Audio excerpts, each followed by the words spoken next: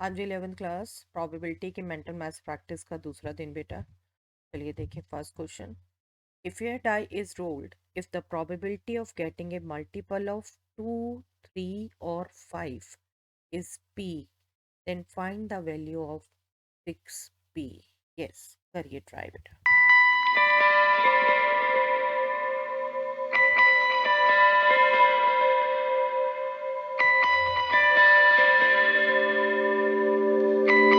I am sure बेटा आप इसे कैलकुलेट कर पाए हैं। 5 बहुत सिंपल था।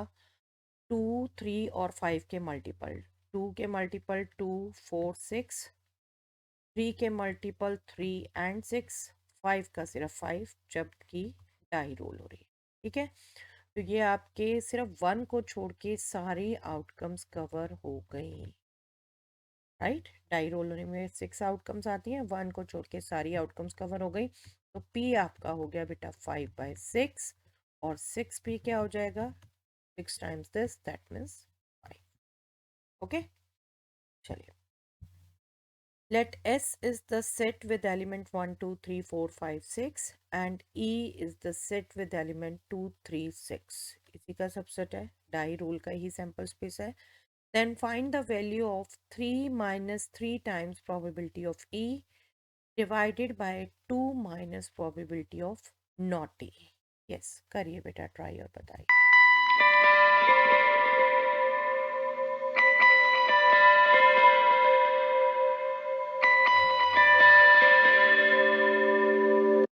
आई एम श्योर बेटा इसको भी आप कैलकुलेट कर पाए होंगे। 3 माइनस, आप ई की प्रोबेबिलिटी अगर बात करें बेटा, 3 आउटकम्स हैं, 3/6 दैट मीन्स 1/2। और प्रोबेबिलिटी नॉट ई की बात करें तो वो भी 1/2, क्योंकि 1 में से ही आप सब्ट्रैक्ट करेंगे, दैट इज 1/2। अब जो आप निकाल रहे हैं 3 टाइम्स प्रोबेबिलिटी ई, अगर आप इसको भी मेंटली फटाफट सोच लो, 3 कॉमन ले लो, तो आपका ऊपर जो मल्टीप्लाई हो रहा है वो प्रोबेबिलिटी नॉट ही है। ठीक है, बाकी कैलकुलेशन आपकी है बेटा, ऐसे नहीं सीधा भी निकाला 3 - 3/2 करके तो भी आपका 3/2 ही आना है। ये 1 minus probability E, sorry not E तो तब बना,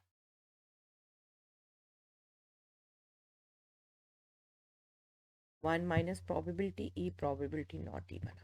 right, 3 × ½ 2 minus half, that means 3/2 divided by 3/2, that is 1.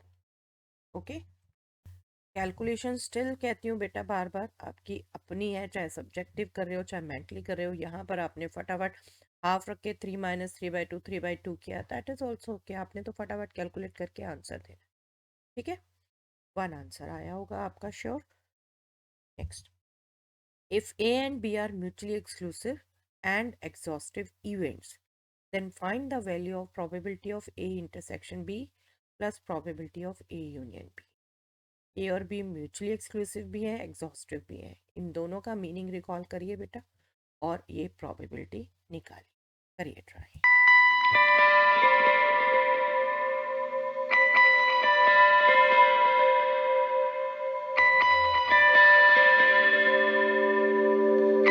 देखिए, ए एंड बी आपको म्यूचुअली एक्सक्लूसिव भी दे रखी हैं और एग्जॉस्टिव भी दे रखी है। ठीक है, म्यूचुअली एक्सक्लूसिव है, इसका क्या मतलब होता था कि दोनों में कुछ भी कॉमन नहीं है। A and B null set है, नल इवेंट है। ठीक है, और एग्जॉस्टिव है, इसका मतलब होता था कि इनकी यूनियन कंप्लीट सैंपल स्पेस है। तो जो ये आपने प्रोबेबिलिटी निकालनी है, probability A and B plus probability A union B, ये एक्चुअल में हो गया probability of null event plus probability of the sample space. Null event की प्रोबेबिलिटी 0, सैंपल स्पेस की प्रोबेबिलिटी 1, तो यहाँ आंसर 1। ओके, सिंपल था अगर ये मीनिंग आपको आते हैं। चलिए next, if a pair of fair dice is rolled, then find the probability of getting sum of the numbers as 9 or a multiple of 5. Pair of die roll हो रही है और आपको प्रोबेबिलिटी निकालना है कि सम ऑफ द नंबर्स या तो 9 हो या मल्टीपल ऑफ 5 हो। सम ऑफ द नंबर्स के लिए आपको विजुलाइजेशन कराती हूँ ना बार बार सैम्पल स्पेस का ग्रिड फॉर्म में। रिकॉल करिए बेटा, निकालिए इसको।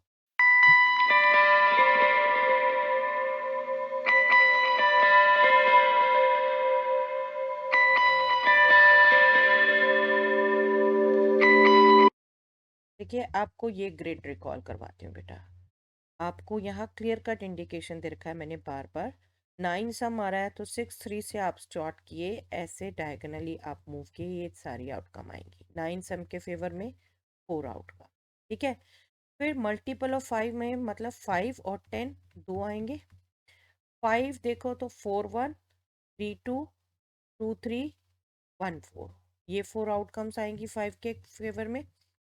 ठीक है, और देन 5 का दूसरा मल्टीपल 10, 6 4 5 5 4 6, दैट मीन्स 3। तो जो फेवरेबल आउटकम्स हो गई इनके केस में वो हो गई 4 + 4 + 3, दैट मीन्स 11, और टोटल आउटकम 36। तो प्रोबेबिलिटी क्या हो गई बेटा 11/36। ओके, आप आउटकम्स ऐसे विजुलाइज करके ध्यान रखते हो फटाफट। अगर ये विजुलाइजेशन नहीं करते, आपको सीधा नंबर याद है, तो मैं वो भी एक बार रिकॉल करा देती हूँ बेटा। 2 डाई रोल हो रही है तो मिनिमम सम 2 आ सकता है और मैक्सिमम सम 12, राइट। तो हमारा नंबर क्या था जो आप याद रख सकते हैं?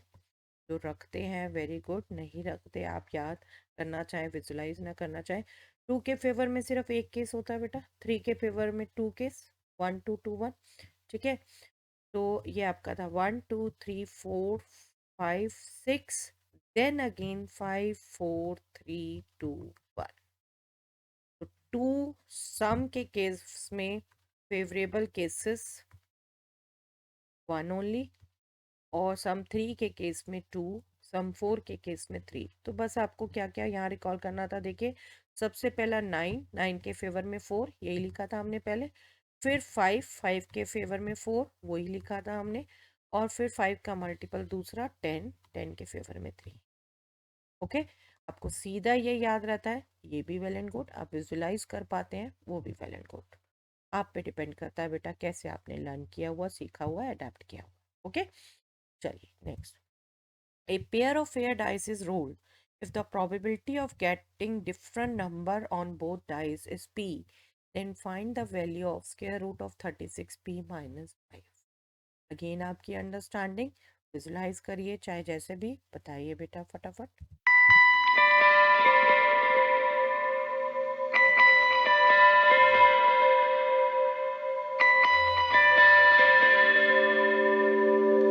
यस, डिफरेंट नंबर आए बेटा दोनों डाइस पर। जब आपका सैंपल स्पेस, ये पेयर ऑफ डाई रोल कर रहे हैं, सैंपल स्पेस में 36 आउटकम्स हैं, और सेम पेयर आए वो 6 है बेटा, सिर्फ 1 1 2 2 3 3 4 4 5 5 6 6, राइट।